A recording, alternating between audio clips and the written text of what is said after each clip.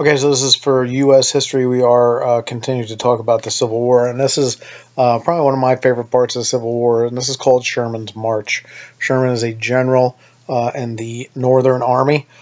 This is really what wins the war for the North, and I'll talk about it afterwards in a second after I read the reading. There are 4 questions and 3 blanks. Please make sure you're answering in complete sentences. Make sure you use a text box. Also, make sure you're filling out the attendance form. So this is Sherman's March. In May 1864, the Union Army captured the city of Atlanta. It was known as the Battle of Atlanta. Much of the city was destroyed or burned as a result of this battle. At the same time, Atlanta was an important victory for the North because the city was one of the wealthiest cities in the South. The commanding general, General Grant, then ordered a large portion of the army under the control of General Sherman to march through Georgia to the coast and capture Savannah. Ulysses S. Grant believed that Civil War's end would only come if the Confederacy's strategic, economic, and psychological ability to wage war was ended. Grant believed the South had to be totally destroyed in order to win. Sherman therefore applied the principles of scorched earth, ordering his troops to burn crops and kill livestock, consume supplies, and destroy civilian infrastructure along the way.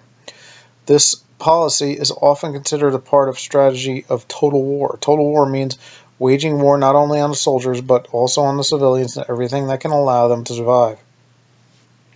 The recent re-election of Abraham Lincoln ensured that the short-term political pressure would not be applied to stop this way of fighting.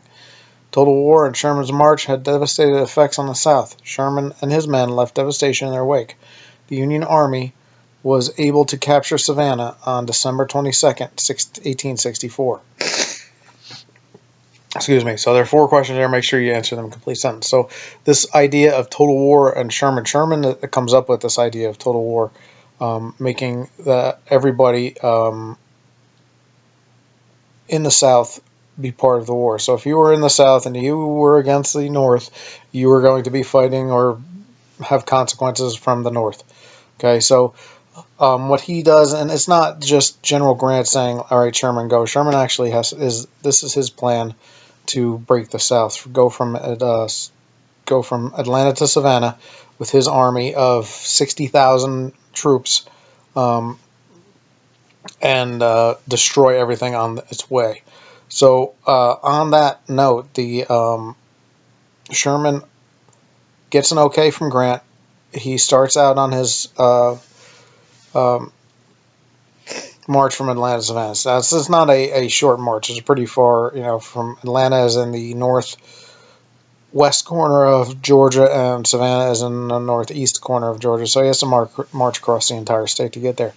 Once he does get there, very little is done to slow him down or stop him. Small battle to take Savannah. He then turns north and goes all the way towards Virginia, where Grant's army is waiting to have the surrender by General Lee. This march is really what breaks the back of the South. And one of the things he does very strategically is destroy the railroad. Now, he doesn't just tear up the railroad, and if you tear up a railroad or anything for that matter, if you have semi-smart people, you can put it back together. So what he does is he tears up all the wooden ties and things that go across the rails. He lights them on fire. He puts all the metal rails on top of this fire and gets them excruciatingly hot. And then he wraps these metal rails around trees, bends them down, bends them around trees, and that way they can't be used ever again. So he wasn't thinking about just the big picture of what's going on. He thought about all the little small things that needed to happen in order to win this war. So this, like I said, this is one of my favorite. We might spend a little bit of time on Sherman's March as we go forward. Normally we'd watch a really cool documentary on the march. Maybe I'll try and do that in some snippets, like 10, 15-minute snippets in order to keep going with Sherman's March. All right, so do that. Do those 4 questions. Make sure you use complete sentences, text box, and everything else. Please hand it in on course, and I will see you tomorrow.